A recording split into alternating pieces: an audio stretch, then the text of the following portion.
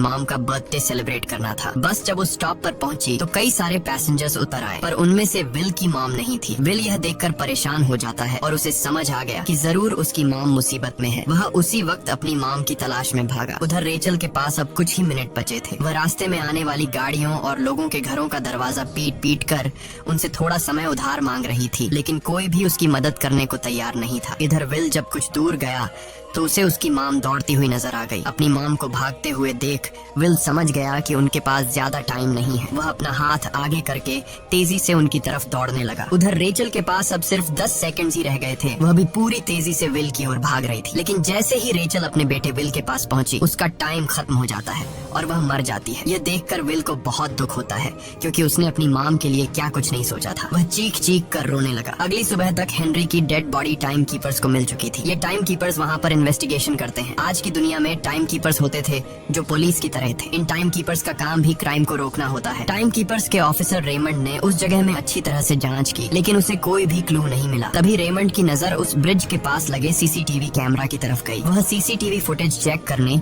CCTV room के लिए निकल पड़ा। दूसरी तरफ विल समझ चुका था कि उसकी मॉम की मौत के लिए ग्रीनिच में रहने वाले अमीर लोग ही जिम्मेदार हैं, जिन्होंने गेटो शहर के लोगों को एक एक सेकंड का मोहताज बना दिया है। अब विल उनसे बदला लेने ग्रीनिच की तरफ निकल पड़ा और यहाँ से होती है असल कहानी शुरू। ग्रीनविच सिटी में एंटर होने के लिए विल को 1 साल का टाइम खर्च करना पड़ा और ग्रीनिच सिटी जा पहुँचा। वहाँ जब विल ने अमीर लोगों का लाइफस्टाइल देखा तो उसकी आंखें खुली की खुली रह गई। वहाँ लोगों के पास इतना टाइम था कि वो लोग मरने का नाम तक भूल गए थे। यहाँ पर अमीर लोग के बॉडीगार्ड के पास भी 100 साल से भी ज्यादा का टाइम था। ये देखकर विल गुस्से से लाल हो जाता है, क्योंकि विल जिस शहर से आया था वहाँ पर लोगों के पास सिर्फ 24 घंटे की जिंदगी थी। विल वहाँ एक महंगे होटल में रुकता है। खाना खाते दौरान एक बहुत ही खूबसूरत लड़की विल को देखती है, जैसे उसे विल पसंद आ गया हो। दूसरी तरफ टाइम कीपर रेमंड हेनरी की मौत के वक्त का सीसीटीवी फुटेज चेक कर रहा था। तभी उसे फुटेज में विल दिखाई देता है। हालांकि कैमरा ने हेनरी को ब्रिज से गिरते हुए रिकॉर्ड नहीं किया था, लेकिन उस फुटेज में विल ब्रिज के पास खड़ा नजर आ रहा था, जिससे रेमंड को विल पर शक होने लगा। इसलिए रेमंड ने अपनी टीम को विल के बारे में जानकारी इकट्ठा करने को कहा। रिसर्च के दौरान टाइम कीपर्स को ये बात पता चल जाती है कि विल नाम का एक आदमी बहुत सारा टाइम खर्च करके ग्रीनविच सिटी में एंटर हो गया है, जिससे रेमंड को ये बात कंफर्म हो जाती है कि विल ने ही हेनरी को मारा है। रेमंड उसी वक्त अपनी टीम के साथ ग्रीनविच शहर की ओर रवाना हो गया। दूसरी ओर ग्रीनविच शहर में विल एक कैसीनो में आया, जहाँ कुछ अमीर लोग पोकर खेल रहे थे। विल भी उनके साथ बैठ जाता है। एक नए आदमी को देखकर ये लोग उस पर हंसने लगते हैं, लेकिन विल गैम्बलिंग में माहिर था।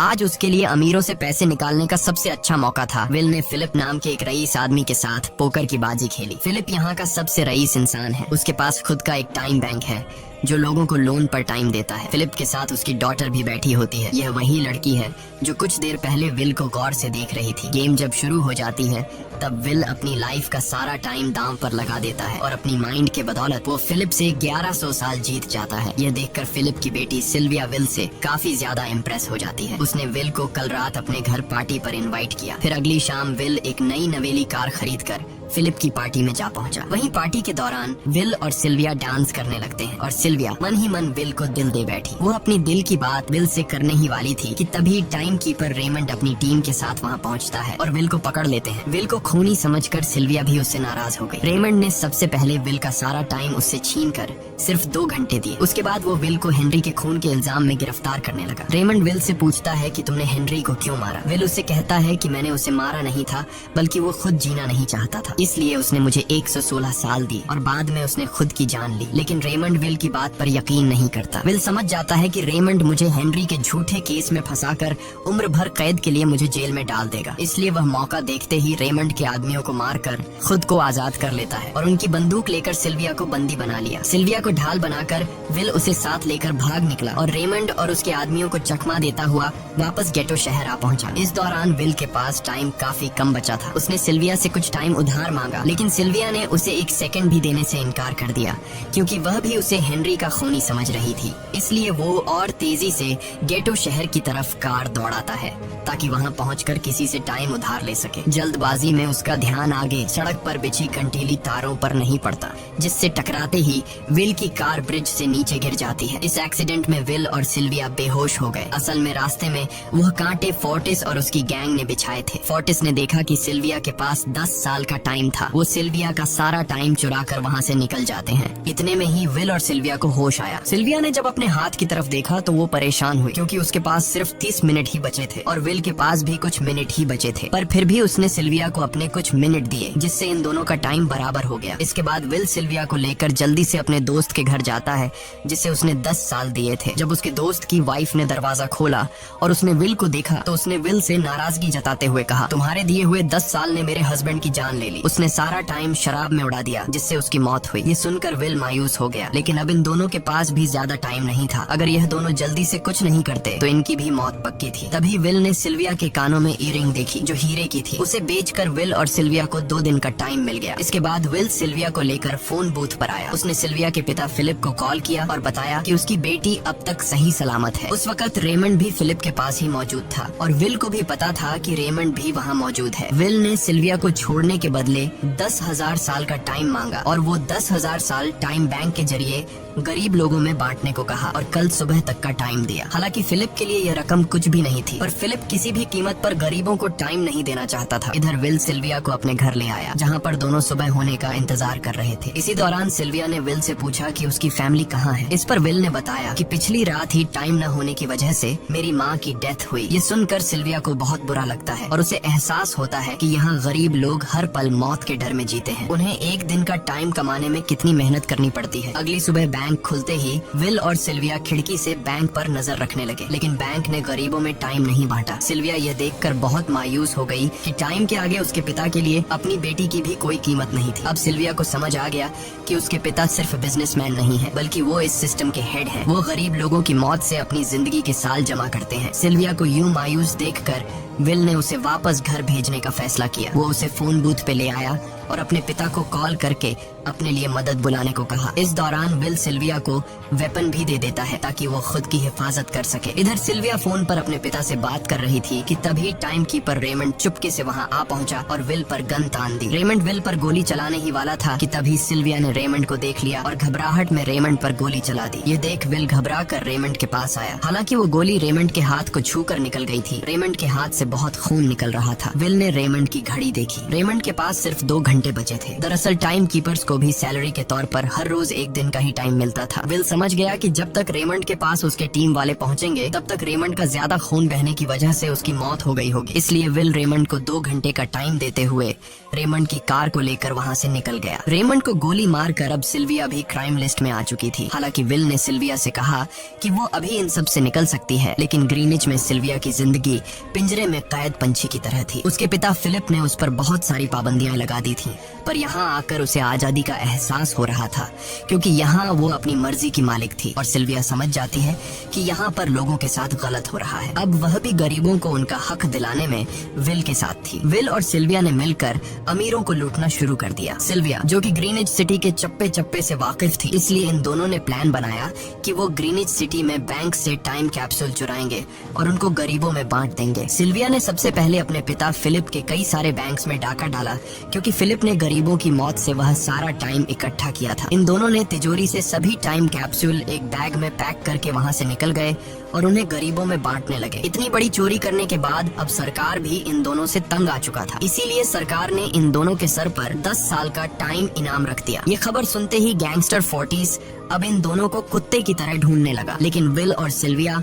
हर रोज अपना ठिकाना बदलते रहते थे, जिससे वो किसी के हाथ नहीं आते थे। ये दोनों एक होटल में छुपे हुए थे। इनके पास टाइम की कमी तो थी नहीं, इसलिए उन्होंने पूरे होटल को ही बुक कर लिया था। 40s इन दोनों की तलाश में उस होटल के बाहर आ पहुंचा। वहाँ उसने कुछ लोगों को पकड़कर उनसे विल और सिल्विया के बारे में पूछने लगा, लेकिन उन लोगों पर विल और सिल्विया के बहुत एहसानात थे, इसलिए ये लोग मरने के लिए तो तैयार थे, पर विल और सिल्विया का ठिकाना बताने के लिए तैयार नहीं थे। लेकिन जब 40s ने उन लोगों पर बहुत ज्यादा जोर जबरदस्ती की, तो उनमें से एक बंदा मौत के डर से 40s को उस होटल के बारे में बता देता है जहाँ विल और सिल्विया छुपे हुए थे। जिसके बाद 40s फौरन अपनी गैंग के साथ वहाँ पर पहुँच जाता है और इन दोनों को पकड़ लेता है। अब विल और सिल्विया का उनसे बच पाना नामुमकिन था। 40s ने विल को एक टेबल पर बैठा दिया और उसे टाइम फाइट के लिए चैलेंज किया। विल समझ गया कि अगर मैंने चैलेंज से इनकार किया तो 40s के गैंग वाले लोग मुझे मार देंगे, इसलिए क्यों ना आज इसके साथ पंजा आजमाया जाए। 40s और विल ने एक दूसरे की कलाई पकड़ ली और मौत का खेल शुरू हुआ। फोर्टिस माहिर खिलाड़ी था, उसने शुरुआत में ही विल का हाथ नीचे कर दिया, जिससे विल का टाइम तेजी से फोर्टिस में ट्रांसफर होने लगा। लेकिन विल बिल्कुल जोर ही नहीं लगा रहा था, जैसे कि वो जानबूझकर हार रहा हो। पर जैसे ही विल के पास अपनी लाइफ के 3 से 4 सेकंड बचे, तभी विल ने अपनी पावर दिखाई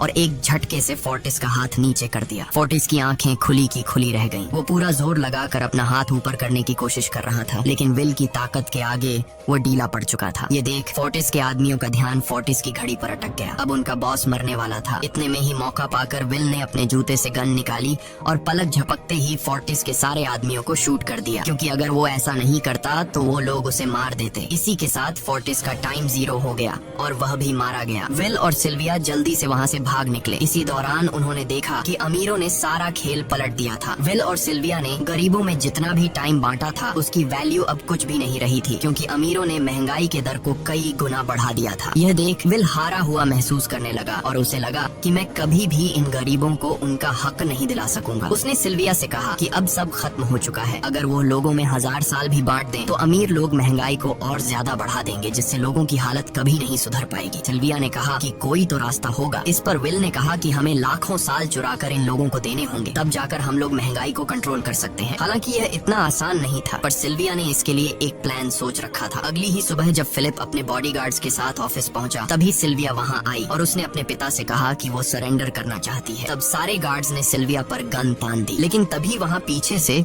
गार्ड के बेस में छिपा विल वहां आ पहुंचा। उसने फिलिप के सर पर गन रखी और उसके जरिए लॉकर का दरवाजा खुलवाया। विल और सिल्विया ने फिलिप के लॉकर से एक टाइम कैप्सूल चुरा लिया, जिसमें 10 लाख साल का टाइम मौजूद था। इस टाइम कैप्सूल का एक साल गरीबों की ही मौत से आया था। विल और सिल्विया वह टाइम कैप्सूल लेकर भाग जाते हैं। इधर रेमंड को जब यह बात पता चली तो वह फौरन विल और सिल्विया के पीछे लग गया। जब रेमंड ने अपने हाथ पर घड़ी को देखा तो उसके पास 1 घंटे से भी कम टाइम बचा हुआ था। वह हेडक्वार्टर कॉल करके कहता है कि मुझे मेरी सैलरी कैप्सूल में भेज दो, मेरे पास टाइम कम है। लेकिन इससे पहले कि वह अपनी बॉडी में कैप्सूल से टाइम ट्रांसफर कर पाता, उसे विल की कार दिख जाती है और वह कैप्सूल से अपनी बॉडी में बिना टाइम ट्रांसफर किए उनके पीछे लग जाता है, क्योंकि अगर वो 10 लाख साल गरीबों को मिल जाते तो गेटो टाइम जोन का हर एक इंसान अमर हो जाता और अमीरों का बनाया पूरा सिस्टम तहस नहस हो जाता। रेमंड ने विल और सिल्विया को पकड़ने के लिए अपनी पूरी जी जान लगा दी, लेकिन वो उन्हें रोक नहीं पाया। विल और सिल्विया रेमंड को चकमा देकर गेटो शहर आ गए और वह टाइम कैप्सूल एक बच्ची के हाथों में सौंप दिया। उन्हें पता था कि रेमंड सीधा हमारे पीछे गेटो शहर पहुंचेगा, इसलिए उन्होंने इस जगह को छोड़कर एक सुनसान जगह पर चले गए। उधर उन्होंने गेटो शहर के लोगों में लाखों साल बांटकर उन्हें अमर कर दिया था, लेकिन खुद इन दोनों के पास बहुत ही कम टाइम बच जाता है। बदकिस्मती से उसी पल रेमंड ने उन्हें पकड़ लिया। रेमंड ने विल को धमकी देते हुए कहा, अगर तुम्हें अपनी जान प्यारी है तो चुराया हुआ सारा टाइम वापस कर दो। तब विल ने उसे अपनी घड़ी का समय दिखाया। विल और सिल्विया के पास कुछ ही मिनट बचे थे। विल ने रेमंड से कहा, कहीं तुम भूल तो नहीं गए? याद है जब तुम मरने वाले थे तो मैंने तुम्हें कुछ टाइम उधार दिया था, टाइम तो तुम्हें मुझे वापस करना चाहिए। यह सुनकर रेमंड को याद आया कि विल और सिल्विया को पकड़ने की जल्दी में उसने अपने टाइम पर ध्यान ही नहीं दिया। जब उसने अपनी घड़ी पर नजर डाली तो उसके पास सिर्फ 5 सेकंड ही बचे थे, जो देखते ही देखते 0 हो गए और रेमंड मारा गया। विल और सिल्विया रेमंड से तो बच गए थे, पर इन दोनों के पास भी अब सिर्फ एक मिनट ही बचा था। ऊपर से उस सुनसान इलाके में उनकी मदद करने वाला भी अब कोई नहीं था। उन्हें अपनी मौत साफ नजर आ रही थी। इन दोनों ने मायूस होकर एक दूसरे को गले लगाया और तभी विल को रेमंड की कार नजर आई। विल फौरन कार की तरफ भागा और वहाँ पहुंचकर उसने रेमंड की सैलरी का टाइम अपनी घड़ी में ट्रांसफर कर दिया। इसके बाद वह सिल्विया को भी टाइम देने उसकी ओर भागने लगा। सिल्विया भी तेजी से विल की ओर दौड़ रही थी। सिल्विया के पास कुछ ही सेकंड्स बचे हुए थे। यह बिल्कुल उसी तरह का पल था जिस तरह से विल ने अपनी मॉम को खोया था। विल ने अपनी मॉम को तो खो दिया था, पर सिल्विया को नहीं खोना चाहता था। विल सिल्विया के बिल्कुल करीब ही था, पर तभी सिल्विया विल की बाहों में गिर पड़ी। लकीली विल ने सही वक्त पर सिल्विया का हाथ थाम लिया था, जिससे उसकी जान बच गई। विल और सिल्विया की बदौलत अब डेटन शहर के सारे लोग अमर हो चुके थे। अब उन्हें एक घंटे कमाने के लिए फैक्ट्रीज में काम करने की जरूरत नहीं थी। वह सभी अपने सपनों को पूरा करने ग्रीनिच शहर की ओर निकल पड़े, जिससे अमीरों का बनाया सारा सिस्टम फेल हो गया। वहीं इसी के साथ यह कहानी खत्म हो जाती है। अगर आपको वीडियो अच्छी लगी हो तो हमारे चैनल को सब्सक्राइब और वीडियो को लाइक जरूर कीजिएगा।